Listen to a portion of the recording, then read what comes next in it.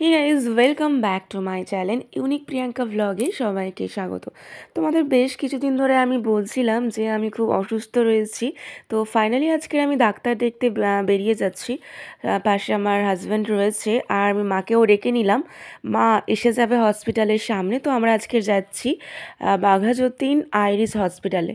তো যাই হোক, তো দেখো এখান থেকে একটা দক্ষিণেশ্বরের মন্দির দেখা যাচ্ছে, যেখানে আমরা বিয়ের পরই এসেছিলাম। বিয়ের পর বলতে আমরা রেজিস্ট্রির পর এই দক্ষিণেশ্বরে বেড়াতে এসেছিলাম। মন্দিরটা দেখে খুব ভালো লাগছিল। ওকে আমি বললাম যে আবার একবার আমাকে তুমি নিয়ে আসবে, তো বললো ঠিক আছে তোমাকে নিয়ে আসবো, কিন্তু এখন আর জার্নি করার মতো শরীরটাও নেই। তো বললাম পরে আসবো। তো যাই হোক, ট্রেন থেকে নেমে একটু ঘুগনি খেলাম। বাড়ির খাবার যদিও আমি খুব একটা খাই না, মানে রাস্তার খাবারটা খাই না, যেহেতু সব খাবারই ওপেন ওপেন থাকে বলে। তো খেতে তো হবে উপায় না থাকলে। আর স্ট্রবেরি কিনে নিয়েছিলাম। আর স্ট্রবেরি খাওয়ার পর না মুখটা কেমন লাগছিল, অ্যাসিডিটি হয়ে গেছিলো। তো তারপরে চলে গেলাম একটু শপিং মলে চলে গেলাম। এটা হচ্ছিলো হসপিটালের সামনেই। যেহেতু মায়ের আসতে একটু লেট হচ্ছিলো, সেই জন্য এখান থেকে একটু ফ্রুট জুস নিয়ে নিলাম। ও বললো একটু ফ্রুট জুস খেয়ে নাও, তাহলে শরীরটা হয়তো একটু বেটার লাগবে। তো এখান থেকে আমার জন্য ফ্রুট জুস নিয়ে নিলাম আর মায়ের জন্য ফ্রুট জুস নিয়ে নিলাম। তো ফাইনালি মা এসে গেছে আর আমাদের ডাক্তার দেখানো কমপ্লিট হয়ে গেছে, তো দেখতেই পাচ্ছ। তো এটা আমাদের দেখিয়ে আমরা বেরোচ্ছি মায়ের সাথে।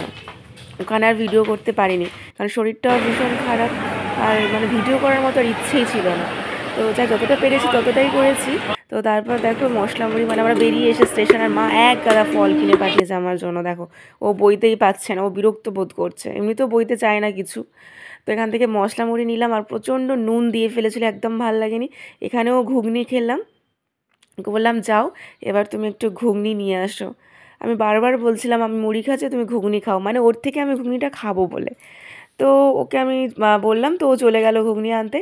তো তারপরে ঘুগনি টুগনি খেয়ে ট্রেনে উঠে আবার বাড়ি চলে এলাম। আর আসার সময় আমার বাড়ির সামনে থেকে একটু মিষ্টি দই কিনলাম, কিনে বাড়ি চলে এলাম। তো বন্ধুরা, ভিডিওটা কেমন লাগলো তোমরা অবশ্যই আমাকে কমেন্টে জানিও।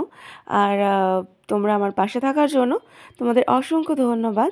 সবাই খুব ভালো থেকো এবং সুস্থ থেকো। Bye bye.